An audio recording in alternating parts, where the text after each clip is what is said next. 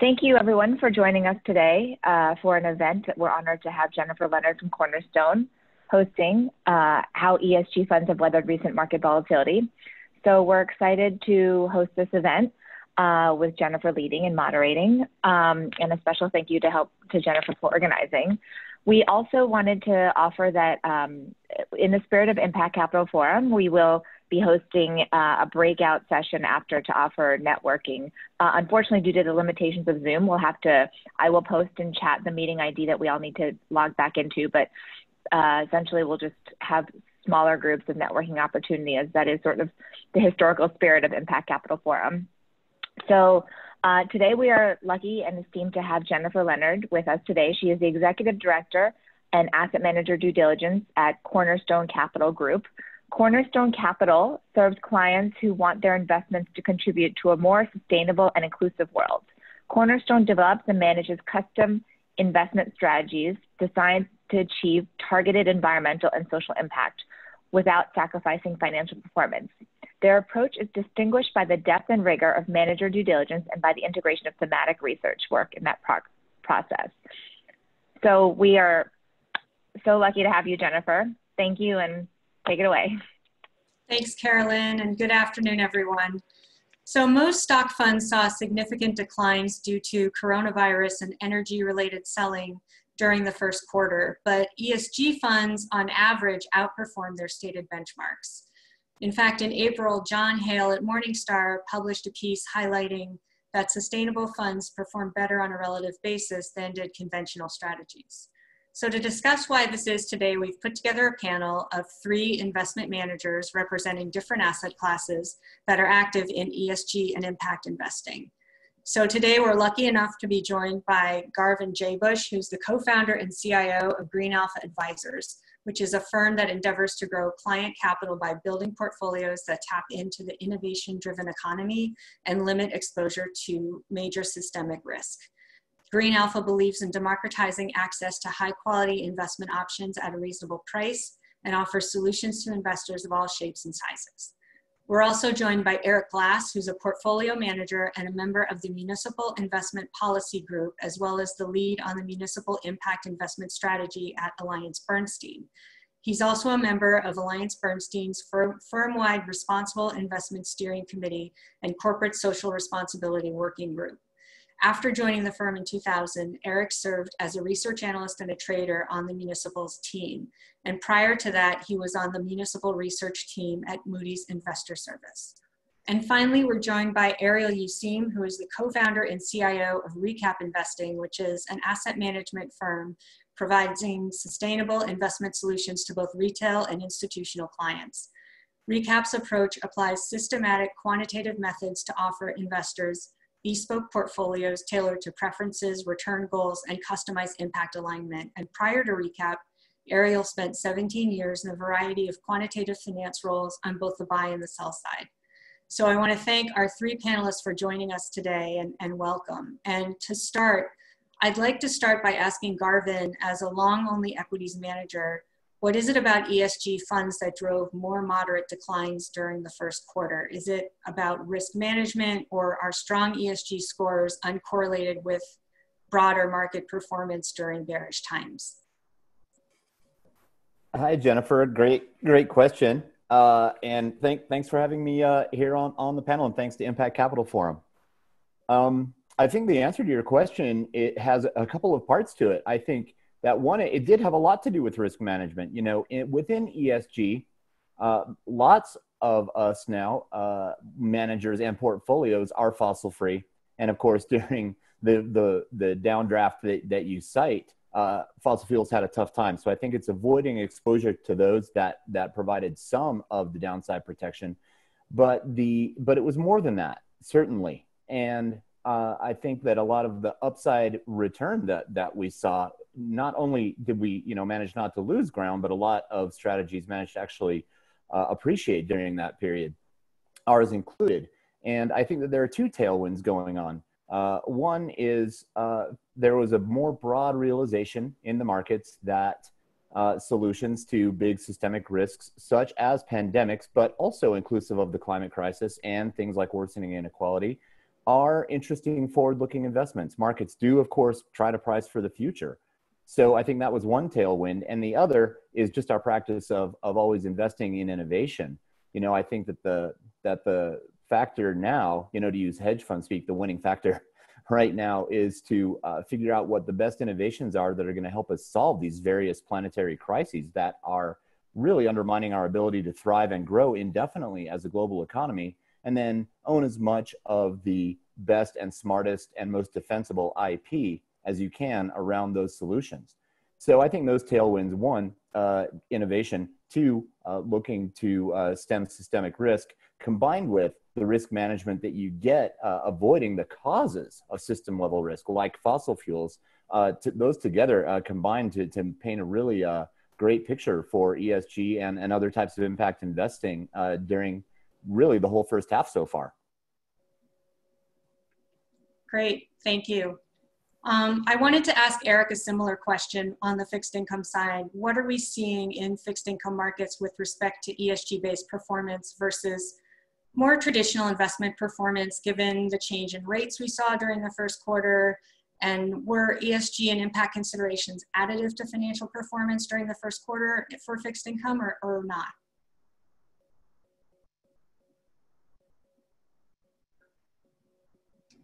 Apologies. My reflexes aren't as fast as they used to be. So, I think it's a little less clear in the fixed income market around the contribution that ESG versus non-ESG portfolios have made. I think generally speaking, they've been in line with each other. Looking at sort of monthly data, they're for the most part, by a couple of basis points here or there, the ESG portfolios are outperforming the non-ESG taxable fixed income portfolios, with a little bit bigger of a bump in April, largely, as was mentioned, basically an avoidance to sectors. So an underweight to the energy sector, given that fossil fuel component, right? So I think that was that conformance. Big picture for the fixed income markets. So it's on the margins, I don't think it was as dynamic as in the equity markets. For us so I come at it from the tax exempt side, impact investing from the tax exempt side. And if you think about the that really got crushed during the pandemic or around the pandemic, a good sector that we have exposure to is that is part of our high yield market is continuing care retirement communities, tobacco securitization, airlines, airports. Those things particularly got hit hard. And given our sort of impact screens, if you will, as far as the sectors that we are exposed to, we didn't have exposure to those sectors. So in other words, for portfolios that had similar duration and credit quality, overall credit quality, the ESG sort of impact orientation actually did better, but it was more just because of the negative screens that existed.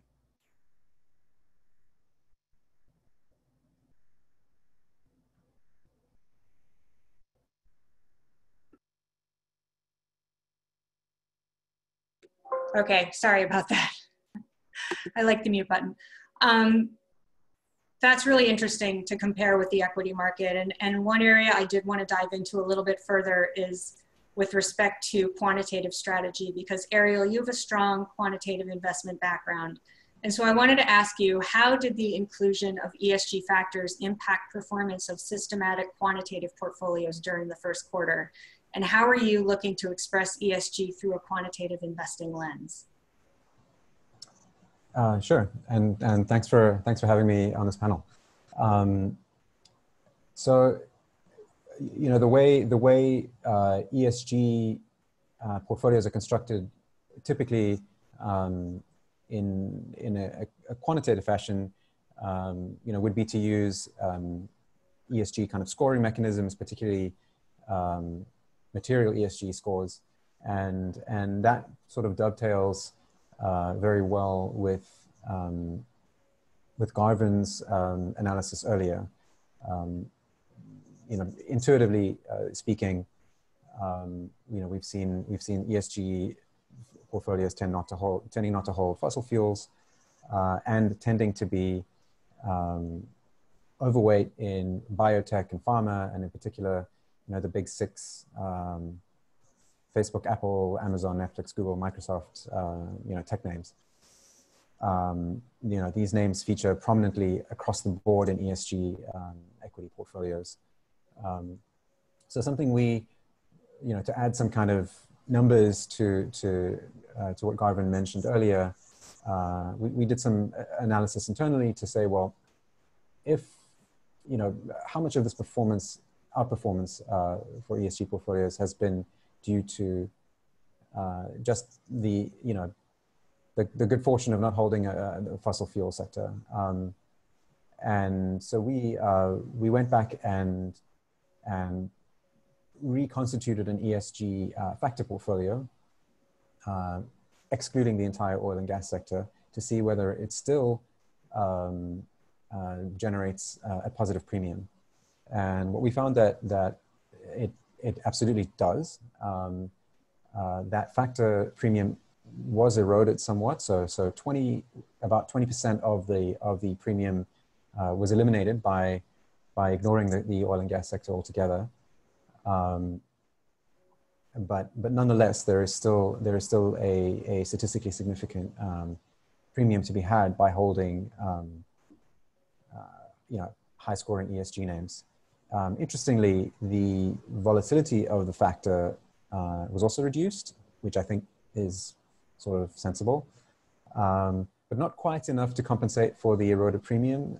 So that led to a moderately lower Sharpe ratio. And just to give some numbers around what was driving the outperformance, I took a look at this morning at a few sectors. The biotech sector is up 16.5% this year.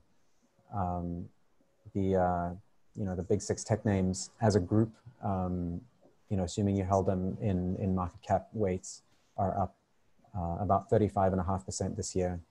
And incredibly, they now make up more than 25% of the S&P's market cap, which is, we've never been close to anything like this before. And what hasn't been discussed much is that ESG portfolios do in large part hold financials, and financials have been the second worst performing sector this year, roughly down about 24%. And that has dragged down the S&P as well as ESG portfolios. If only the financial sector had scored more poorly on ESG metrics, we might have avoided that. And then something else to bear in mind, which tends to be forgotten in these discussions, is that is the G in ESG. And there's obviously been a ton of research over the years about governance, and the conclusions around governance are pretty consistent. That there's a very strong correlation between corporate governance scores and financial performance. And why that matters in this particular episode is that we found companies that have failed in large part due to poor governance, which has resulted in poor financial management. So the likes, I won't name individual names, but companies that have overcompensated their executive teams and allowed their balance sheet to become overlevered at the same time. These kinds of issues became quite prominent, and those names in particular tended to underperform, which is, I thought, kind of an interesting point. Looking ahead, I'm going to be constructing ESG portfolios roughly the same way that we have been before. I think that the makeup, will continue to be, will continue to be largely sort of overweight tech and biotech and healthcare. The tech and biotech will give exposure to factors like quality and momentum, and the continued holdings in financials now actually present ESG portfolios with an exposure to the value factor due to their being beaten down and actually having quite solid fundamentals at this point. Yeah, absolutely. Great, thank you so much for that color. I wanted to ask a question to both the equity, that relates to both equity and fixed income. So perhaps we can start with Garvin, and then Eric can give his point of view. But in terms of sector allocation, when you're thinking about sector allocation, which sectors within equity and fixed income offer the best risk return profile considering ESG and impact dynamics in your view? That's a great question. And it's interesting in that it goes to something Ariel just said. And that is that a lot of ESG strategies do end up holding a lot of financials. That's at Green Alpha, we're not traditional in that sense. That isn't the case here, in that our stack of priorities of how we rank ESG tends to put E front and center, since it is the source of most, not all by any means, but a lot of the key system level risks that threaten to undermine the global economy over time. So that really is first in our priority stack. And so what we look at very first is, well, in aggregate, are the net activities of a given company doing more to raise the risk profile to the world or to lower it? Viewed through that lens, not very many of the big financial services companies make it into our strategies. And then looking at a company's ESG score comes after that. You know, in aggregate, are they net contributors to the solution or to the problem? Once we've established that, then we're more interested in the ESG scores on more of a quant screening level, the way that Ariel would describe it. And so what you end up having then in our strategies is more of a weight to energy. And for us, of course, that's renewable energy. Where I would agree is we do like tech and biotech. But of the big six Ariel mentioned, we only have two. For the same reason, our top level heuristic of eliminating anything that we determine is doing more to add to the overall risk profile of the world than to shrinking it. So all that is just to provide a little bit of context to answer your question, Jennifer, and that is that in terms of adding alpha versus risk, it's important to think not only about the fundamentals right now, what's my price to book, what's my price to revenues, all my traditional sort of fundamental metrics, but also because we live in this time of incredibly dynamic and I don't think it's an exaggeration to say exponential change. It's important to think about not only the pace and direction of change of the economy, but what that means for the addressable markets of the underlying firms. So I can practice a type of value that is also trying to assimilate a macro picture that wonders, well, what will the economy look like in 5 years? And therefore, what will the TAM be like for a biotech, which might look expensive today, but might look ridiculously cheap versus, 5 years from now. So I think that within the scope of ESG, what we have is a world where traditional screens for value or growth don't hold anymore, because there are so many other factors at play, and we have to have a more holistic picture, or if you like, a more granular type of analysis that judges each firm on its merits and doesn't simply push, say, the constituents of an index through a screening process. So I don't find that there's a very one or two sentence, as you can tell, a straightforward answer to your question. I think it's nuanced. I think it's complicated. And I think we need to think about the global picture in addition to the fundamentals of the firms we're investing in. Interesting. Yeah, I would agree with that comment as well. And Eric, I'd love to get your perspective on this topic. Yeah, so I just want to be clear to everyone on the call that I come at this from a municipal perspective. So we're not looking at corporations. We're not looking at sectors, the biotech sector or the financial sector or necessarily. So our sectors are sort of broken down into sort of public goods. And so when you think about the municipal world, you're thinking about water and sanitation. You're thinking about public utilities, electric utilities. So transitioning from fossil fuels to renewables. You're thinking about education, healthcare, workforce development, and then there's transportation. And from my dollar right now, I mean, clearly what ended up happening with COVID is, mass transportation just got shut down. The ridership on the MTA in New York fell by 97% in March and April, over year. And I think from a risk return perspective, these are essential systems that we need to have up and running and available for our economy to grow. And one of the big fears in our market was because of the ridership, these places would default. And the simple fact of the matter is that most transportation systems aren't their debt isn't backed by ridership. It's actually backed by sales taxes and state contributions. And while those will certainly be curtailed going forward and with budgetary cuts, it's not at all even remotely disastrous. And the access to liquidity that these transportation systems have is pretty robust. And so it's, how can you be a bridge, a liquidity bridge from point A to point B when the economy quote unquote normalizes, hopefully sooner than later, but when it normalizes. And given the spread widening in the fixed income in the tax exempt market for mass transportation, I personally found that to be, from a risk reward perspective, the most opportunistic opportunity. That's interesting.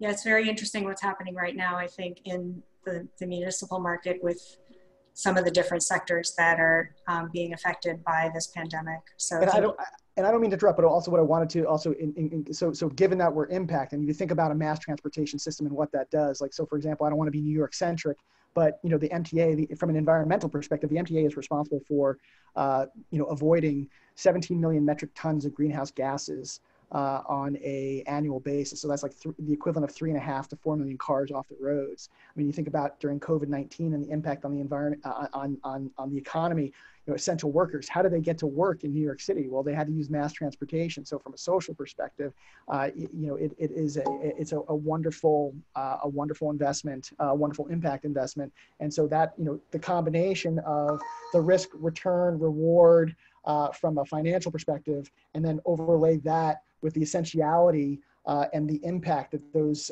systems make throughout the country. It was kind of like it was just very opportunistic. Yeah. Sorry. It's very interesting. I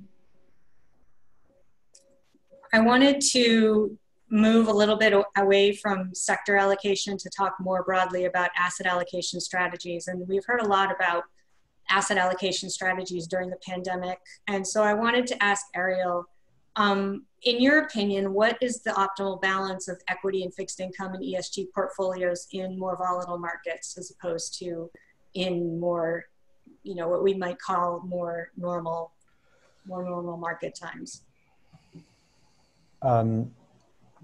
So I think the answer to this question is true for all portfolios, not necessarily, only ESG ones. But we believe very strongly in the value of asset allocation and just how difficult it is to time the markets in general. And so, we're kind of very systematic about having kind of clear asset allocation goals, and we rebalance to those, quarterly. There are obviously, your question kind of, the answer is somewhat, it depends, because for institutional investors, you can apply far more sophisticated asset allocation methodologies, whereas for the retail investor, that's maybe self-directed, they may be looking to hear something like 60-40 or 70-30 or, the more popular asset allocation methodologies that have popped up, over the past 10 years in the institutional space are these dynamically managed portfolios, as they're called, and they obviously have their appeal. The academic research backs that up. So, these strategies that have names like risk parity or managed risk or volatility targeting, they're all reasonably similar, and they become very, very popular for their ability to reduce downside while giving up a little bit of upside to get that. And over time, they've been shown to outperform. What I will say is that I have some reservations about risk parity, since it too much resembles the sort of portfolio insurance concept that exacerbated the 1987 crash, and the CPPI products that had the same idea baked into them before they blew up in the financial crisis. These are basically momentum products, and I would say, be careful when using these kinds of things. The danger, obviously, is as they become increasingly popular, they can add to the fragility of, as the idea of volatility targeting in general becomes more established and adopted, it can create additional fragility in the market. As any kind of small shock to the market may cause algorithms to automatically seek to delever. So I view that as kind of a systemic risk to all of these strategies.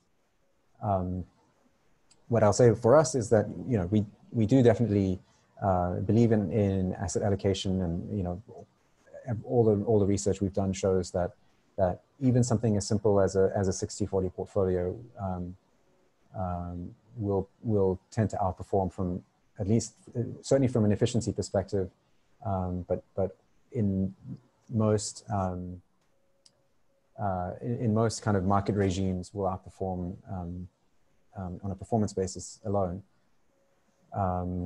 And we, like I say, we have asset allocation models that we rebalance quarterly.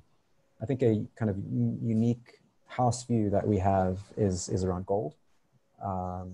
So adding to just the equities versus fixed income conundrum, we think that the uncorrelated assets are difficult to access for most, but certainly commodities offer one option for the average retail investor. And given the Fed action over the past 3 months, it seems like we're headed into an MMT world, whether we like it or not, with just endless money printing. And so, our house view is that an allocation into gold is the prudent thing to do, even at these elevated levels. So I'm not saying like anything huge, but a sort of 5 to 10% allocation to gold would definitely seem prudent at this point. And we view kind of gold, as opposed to gold miners, as ESG neutral, and so they're still kind of kosher in our view. Yeah, I think gold is an interesting discussion point in these times, both from a sustainability perspective, but also from a financial return and hedge perspective. I think gold is, I think it's you can have an interesting debate around it. So thank you for bringing that up. I wanted to switch gears a little bit now. I have a question for both Garvin and Eric, and it relates to benchmarking for sustainable versus conventional strategies, and basically wanted to get your opinion on comparison benchmarks and what is the most suitable for validating relative performance of ESG driven companies. Do you find yourselves, when you're analyzing your portfolio performance, using more conventional benchmarks or using more ESG specific benchmarks? And Garvin, I guess we can start with you and then go to Eric. Okay, good. Sounds good. For us at Green Alpha, in terms of managing the strategies per se, we're benchmark agnostic, and I don't particularly have any interest in my tracking error with a bench or in correlating with it or not, because I feel a little bit handcuffed doing that. I believe that if what you're trying to do is model an indefinitely sustainable economy and then build portfolios that reflect that economy, you need to be able to find the most interesting solutions wherever they are and not just be constrained to the constituents of a benchmark. So I think that in serving the master of having low tracking error with a bench, that you are going to have a harder time, not impossible by any means, but a harder time serving the master of having an impact portfolio that really pushes hard on sustainability. That said, of course, we are required to report versus a benchmark. And so the direct answer to your question is we do go with non-ESG benchmarks, because our feedback from the advisors of the world who distribute our funds is that that's what people are interested in. That is what they view as their opportunity cost was. Well, I could have bought your fund and gone for some impact, or I could have been in the S&P 500. Or in our case, we think that it's the MSCI ACWI, the IMI, the Investable Market Index, is the appropriate bench for us, because we are go anywhere and all cap and cross sector and cross industry. And so I think that it's important to show investors that the old myth, I hope it's getting to be an old timey myth by now, that striving to have impact does not mean you necessarily will underperform. I think that comparing yourself to a traditional benchmark very much means that. And then the other thing I can't help but notice on this topic comes back again to something Ariel said about how much weight you're seeing tech have in the S&P 500 right now. You know, what we're seeing, Jennifer, is we're seeing this slow transition of the old-timey legacy indices becoming more and more like ESG strategies as ESG rated companies grow and steal market share away from the legacy companies that were causing all the business as usual problems. You know, I can, without much difficulty, foresee a day 20 years hence where SPX actually looks like a lot like a present day ESG strategy, just because the stronger companies on that front have gained all the market share and become the largest companies. So in a funny way, I feel like the traditional indices are nothing but very slow, reactive, active management. When the change is so apparent, you know, that a zero emissions transportation company or a renewable energy company is so big that it has to go in the S&P 500, then it does. And pretty soon we have something that almost resembles a benchmark that isn't that different from an ESG benchmark. And we've already seen that evolution begin. So it's extremely interesting to me. Yeah, definitely. And Eric, what about from the fixed income side? What are you looking at for benchmarking? So, I mean, I couldn't agree more with Garvin on the idea of benchmarking. That being said, you know, you always get the question, so how are you doing versus a general, you know, the general benchmark that's not that's not ESG or impact oriented. And, you know, it always comes back to, and I say this quite often, you know, I want to be the best fighter pound for pound in the world. And I want the benchmark. I don't want a crutch. I want the same benchmark that everybody else has. And we're doing impact. We're looking at credit through environmental, social governance frames. Not everyone is doing that. And if we can do it in a way that helps us mitigate risk and identify value, there's no reason why we shouldn't outperform any index. And so therefore, you know, it's incumbent upon us to, you know, basically beat the hell out of the regular benchmark. And that's kind of what we set out to do. And, you know, if we want this, you know, particularly in fixed income, if we want the replication, we want the scaling, we do have to prove that these frames, these criteria are material and essential to outperformance. And so that's, we look at generally speaking, it's the benchmark right now. Great, got it. That makes a lot of sense.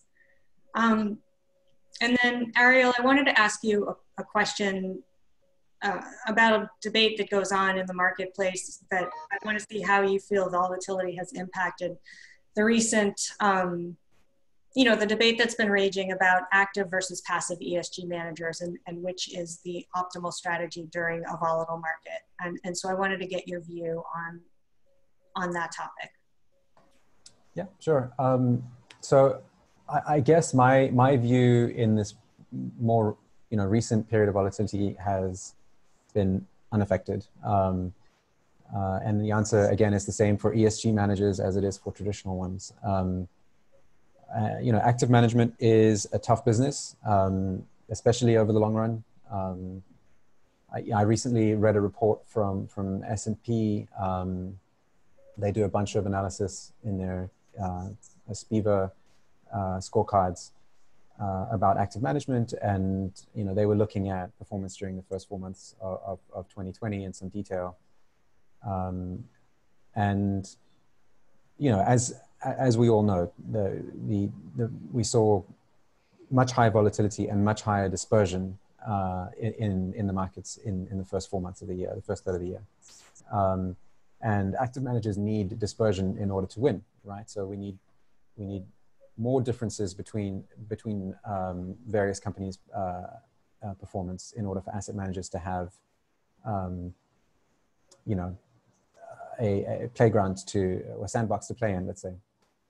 And despite the fact that we had increased volatility and increased dispersion in equity markets, we saw no improvement in terms of the number of active managers that outperform. In fact, looking at domestic equity funds and the same, so that first conclusion is true across equity and fixed income. When you look at specifically domestic equity, active managers, around 2/3 of them underperformed the benchmark during this period, and that is consistent with, most short-term periods.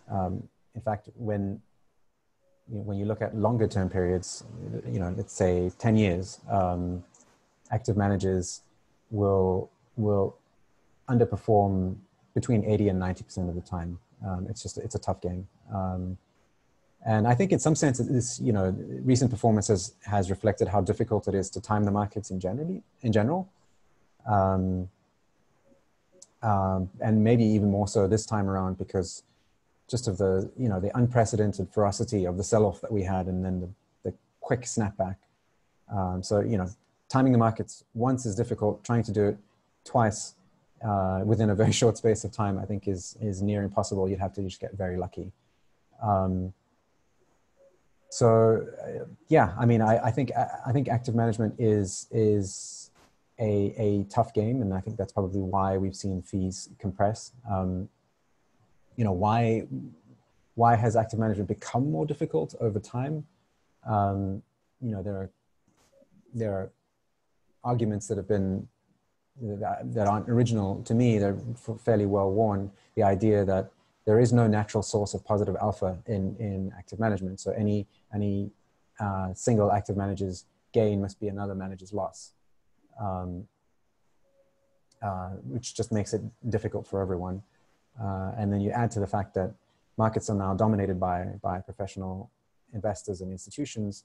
This wasn't the case until the 1970s. And so, if you were managing money in the 40s, 50s, or 60s,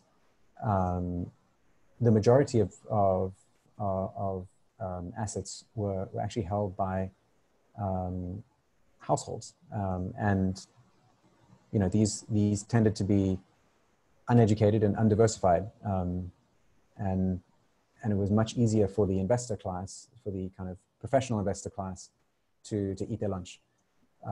That has changed significantly, and Charles Ellis wrote a famous book in 1974, I think, called "Winning the Loser's Game," where he kind of laid out the whole argument for why active management has become so much more difficult.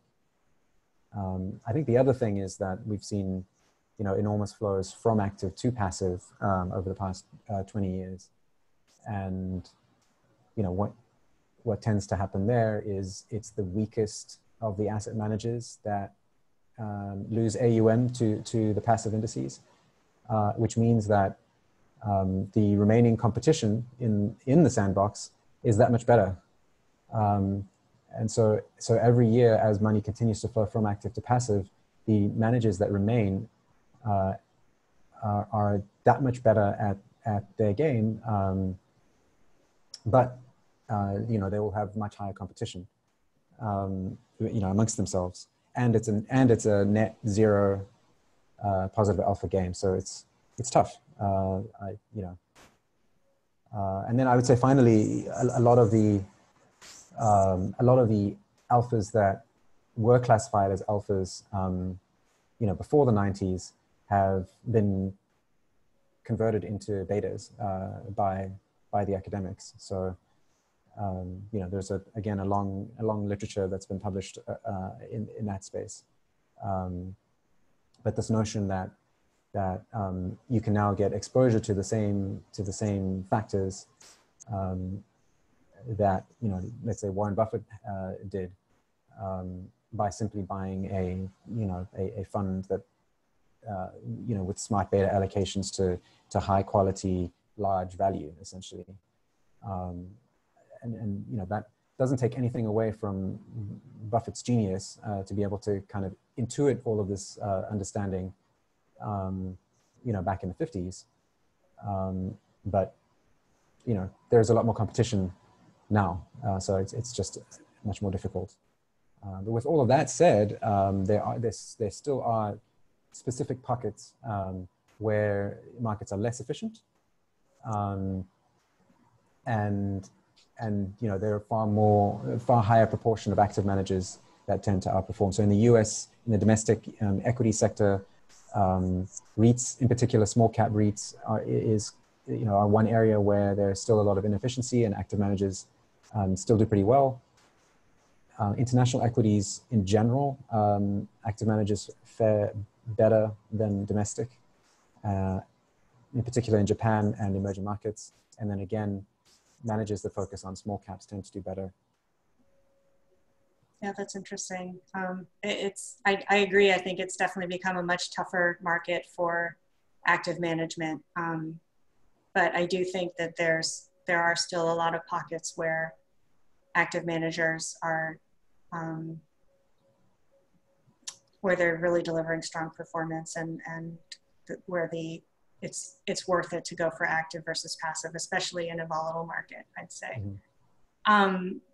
The last question I had for our panelists before we go to Q&A is, and I'd like to get everybody's view on this, is the debate between ESG and impact considerations as risk mitigators versus alpha generators. Which one do you think it is, and how does that influence your portfolio construction when you're setting up your portfolios? So I guess if we can start with Garvin and then go to Eric and then Ariel, that would be great.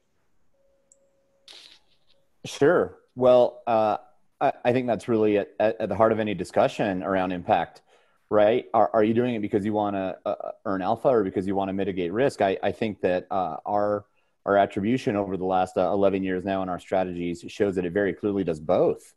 And I think that, again, you know, ESG is still nebulous enough, and there's still enough ways to define it that it's a little bit hard to get your arms around it as an industry. So speaking for my own strategies, only I think that if your priority stack is in the order where what you're doing is working hard never to own the causes of a system level risk, and working even harder to make sure you own the things that are going to help us innovate our way out of those risks, means one, yeah, by definition, you are mitigating your risk exposure to things that are really hard on the ability of the economy to grow over time. So it is appropriate for long-term strategies anyway. I think that something Lord Stern said just couldn't be more true when he pointed out that, you know, any attempt to grow the economy on the basis of carbon energy is by definition going to self-destruct. I think that tells you everything you need to know about the value of holding fossil fuels and things that enable fossil fuel use, like internal combustion engines. That tells you everything you need to know about how good of a long-term investment they're going to make. They're not, because by definition, they're going to cause the economy to self-destruct over time. And so that's the risk mitigation part, and I do think it's key. And it isn't just fossil fuels; things like glyphosate that deplete water and topsoil. You know, anything that is raising the overall risk profile to the economy is going to make a terrible long-term investment. So by practicing impact, you're avoiding those, and you're increasing your client's ability to maintain and grow their purchasing power into the future more than if you weren't practicing impact and merely held an index. And while I generally don't disagree with the fantastic academic discourse Ariel just gave us, I would say that that one place where I would nitpick is that the ability to generate alpha for active managers isn't only a net zero sum effort against other active managers, but it is against beta as well. It is against the passive managers, because it was the passive funds that in the last cycle, got caught with all of these fossil fuel assets, and the positive alpha I earned was very much at their expense and not against other active managers attempting to earn alpha, except of course, the fossil sector funds. And then in terms of not risk mitigation, but outperformance, just straight up earning alpha, I think it comes back to innovation. I think our only way out of the climate crisis is going to be to continue to innovate our way out of it. And I think that that's where all the forward market share is going to come from. And not only that, but also returning to something like a biotech. You will sometimes hear on the news that the COVID-19 epidemic has been an unprecedented event and that no one saw it coming. Well, come on, we all know that everyone saw it coming. There was SARS and MERS before it. It was just a matter of time till there was another pandemic. And so in awareness of that, again, it was an open secret. Our strategies put in the leading genomics therapeutics and vaccine developers before 2019, knowing that the day was inevitable. And again, you want to own the intellectual property that has the best shot at mitigating the risk when it rears its ugly head. And so we've been benefiting a lot from that this year. And so I think that, again, it's about owning the widest IP moat of the smartest innovators, addressing the largest system level risks. Is the key to earning alpha. And then the risk mitigation part is everything that I mentioned before. So I hope that wasn't too long, but that's really, that's the answer from my point of view. Got it. Thank you. Yeah. Eric, what are your thoughts? So I'm a fixed income guy. And so we all have this Malthusian dour perspective on the world. And so it's always, the equity guys are all this hopes, it's all about a hope story. And I'm joking somewhat about that. But so given fixed income and it's managing downside risk. And so, I mean, for a good portion of how we look at the world, it is about risk mitigation. But I'm not sure that there's a big difference between risk mitigation and alpha generation ultimately, right? The whole idea is being able, from my perspective and an impact perspective, is to sort of analyze our investees and how are they being prophylactic and forward thinking about the risks to their business. How are they taking advantage of certain technologies that could lead to potential upgrades in the future, et cetera, et cetera. And that's where the alpha generation comes in, right? So I'm not sure it's one or the other. I think to Garvin's point, I think it's a combination of the two. But since I'm more of a fixed income guy and more more cynical in my approach, it's probably just leaning a bit more towards the risk mitigation. Got it. And Ariel, what are your thoughts? I mean, I'd echo the two gentlemen ahead of me. So I mean, it's both for sure. I mean, in some sense, the risk mitigation is what creates your alpha for you. So companies with lower risk profiles will tend to outperform over the long run. So it's definitely both.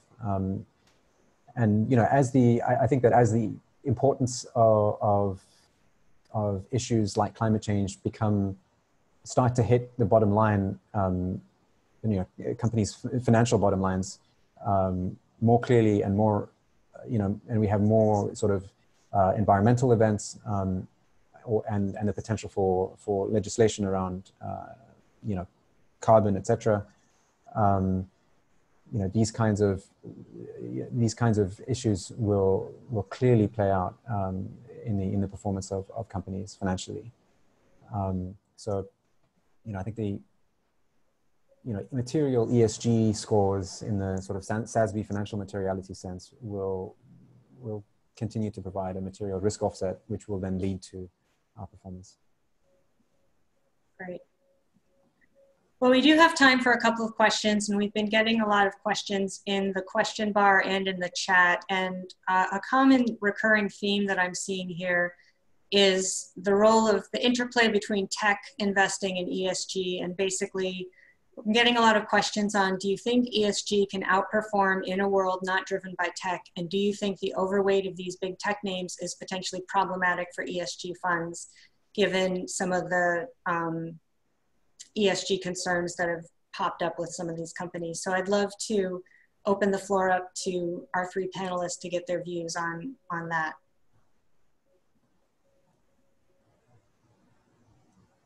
So I guess maybe we can start with Garvin, and then Eric and Ariel can jump in. Sure. Well, I think tech taken as a theme, as an idea, is very important to impact because it's very important to sustainability.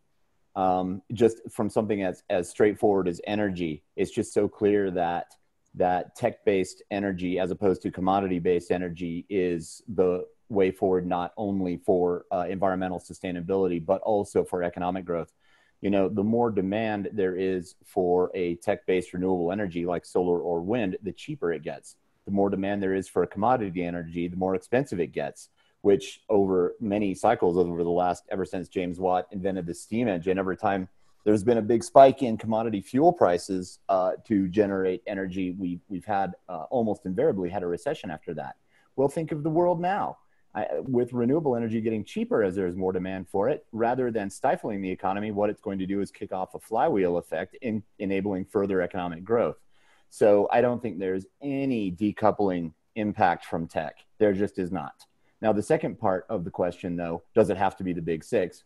No, absolutely not. And I think that an over-reliance on those may give a little bit of concentration risk to some ESG funds that have them in there simply because they do have a decent ESG score. I think, again, and this is where I think active matters right now in the space of impact. It's important to think a little bit, again, be bench agnostic, and to think a little bit more like a private equity investor and judge every company on its merits. What's its overall contribution to where we're going on this path towards an indefinitely thriving economy that won't overtop Earth's carrying capacities? And viewed that way, it does lead you to weed out, in my opinion, in this present moment, to weed out something like Facebook. And therefore, the S&G concerns that company raises aren't an issue for me because I disregarded them in the first place. So I think that, yes, tech, no, not just blanket tech in an indexy kind of way. Careful, judicious selection. Got it. Thank you. Eric, did you have anything that you wanted to add to the discussion? No, not really. I don't have to make those decisions about the big six. So that's a benefit to us in the municipal space. But obviously, no, from a climate change, resiliency mitigation perspective, you know, technology is going to pave the way forward. And it's just a matter of, you know, what and how municipalities adopt these technologies and put them into use. Because, yeah, I mean, it's pretty clear that, you know, the investments that need to be made in infrastructure are gargantuan over the next 10 to 15 years to get us to a low carbon economy. And so, you know, I mean, the estimates are up to, you know, 80, 90 trillion dollars over the next 10 to 15 years, and we're nowhere close to that, right? So obviously, hopefully there's going to be a confluence and a combination of tech from an equity perspective and from a municipal perspective. It's the implementation at the grassroots from a municipal perspective that, you know, sort of helps replicate all of this stuff. That's interesting. Thank you for providing the municipal perspective on that. And then Ariel, I'd love to get your thoughts as well. Yeah, sure. I mean, I think very, very similar to what Garvin was saying, you know, whether you approach it as a fundamental analyst or a quantitative one, a lot of the answers we're going to come to are going to be similar. So, you know, the majority of ESG funds no longer hold the likes of Facebook. You know, most, you know, the darlings of ESG obviously are Microsoft and Apple at this point. And then there are also significant holdings depending on the fund. And for us, depending on strategy, there are holdings in the likes of Amazon and Google. And, you know, these are names that carry some regulatory risk, obviously. So I think that ESG is not completely immune to idiosyncratic risk. You know, bad things can definitely happen.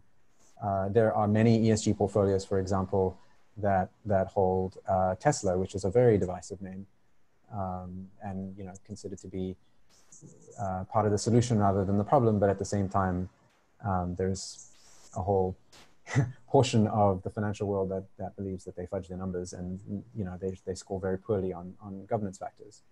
So there are many people who screen them out. So yes, tech is going to remain a big part of ESG, but I don't think ESG will be immune to individual names blowing up. Got it. Thank you. We have time for about one more question. And so we have a question here about the treatment of workers. Was the treatment of workers a bigger factor in ESG outperformance than fossil fuel exclusion? Do you agree? And if so, is that a factor you use for security selection? Garvin, I'm going to hand that one over to you. All right. Just because I do think that is something that your fund has looked at. So. Yeah, that's true. Well, in the first half of this year, not being exposed to fossils probably was more beneficial to comparative returns versus the major benchmarks, which is just kind of the first part of the question. Over time, I think it's harder, much harder, to disentangle that. During the 2000s, when oil was approaching $147 a barrel, it would have absolutely been the other way around. You would have wanted to be in the interest of pure performance. You would have wanted to be long fossil fuels and not worry as much about other factors. So I think that depending on what cycle you're in, I guess is what is going to be more important. The governance factors around employee treatment versus whether or not you hold fossil fuels. Yeah, I guess it depends on the day. I think that overall, therefore, what you do as an impact manager is try to do your best on both fronts all the time, right? Because pulling those two apart is tough. And as you can tell by me stumbling through that answer, I'm not even really sure how to do it. So I just work on both at all times and try to do my best there. And so, our first cut is to make a determination of whether or not a company is doing more to raise or lower the overall risk profile to the global economy. And then right behind that, we're extremely interested in all the governance. What does diversity on their board and leadership team look like? And then how much do their employees like working there? Do they have, I think this is critically important, do they have an employee stock ownership program? I think that workers owning the means of production, not to sound like a socialist, is super important. I think that universal basic equity would be a much more elegant solution than universal basic income in terms of stemming inequality, in terms of that gives everybody a vested interest in the outcomes, as opposed to just getting a check. And it also is job dependent. So I think that companies that are better capital allocators in terms of how they spend money to take care of their employees are going to long-term be better performers. And so it isn't just a matter of ethically, is it nice to own companies that treat their employees better? I think that it, one, helps stem the system level risk of widening inequality, which gets very dangerous if it gets bad enough. And two, just having a content, smart, best people type of workplace means it's going to drive returns over time. And it goes to what both Eric and Ariel said about, well, it provides a ton of downside mitigation because they're going to have low turnover. They're not going to be exposed to lawsuits. They're, the list that we're all familiar with from practicing ESG, it's all true. And it just makes it a more buoyant company over time, which gives you downside protection, which in turn can generate alpha. Great. Both and. Thank you. Unfortunately, that's all the time we have today. I do want to thank our three panelists, Garvin, Eric, and Ariel, for their participation today. I thought it was a really interesting discussion. And with that, I'll turn it back over to Carolyn to wrap things up. Carolyn, you're on mute. Sorry, I'm dialing on the phone as well. So yeah, thank you very much, Jennifer, Garvin, Ariel, and Arig for such a scintillating discussion on ESG. We did want to give, in the tradition of what Impact Capital Forum offers, a networking opportunity to offer our panelists or offer our attendees to ideally interact with our panelists and perhaps continue these conversations, as I'm sure there's vast amount of knowledge amongst our attendees as well.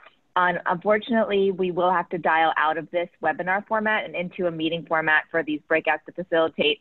For those of you who, like myself, can feel a little awkward as to when we can participate in larger conversations in Zoom, we've decided we're going to do breakouts, so 3 to 4 people sort of in a room so that there's an opportunity for everyone to contribute and perhaps to feel comfortable and without any awkwardness of when to speak and when not to speak. So I have posted the details into the chat window. You will probably have to cut and paste that because once we close out of this window, you will lose that information. And we have another event coming up next week, or the week after, I'm sorry, on water-related risks, and specific, the ESG conversation is related to water. So we welcome all of you to join. And thank you again to our esteemed panelists for making time today. Thank you. Thanks very much.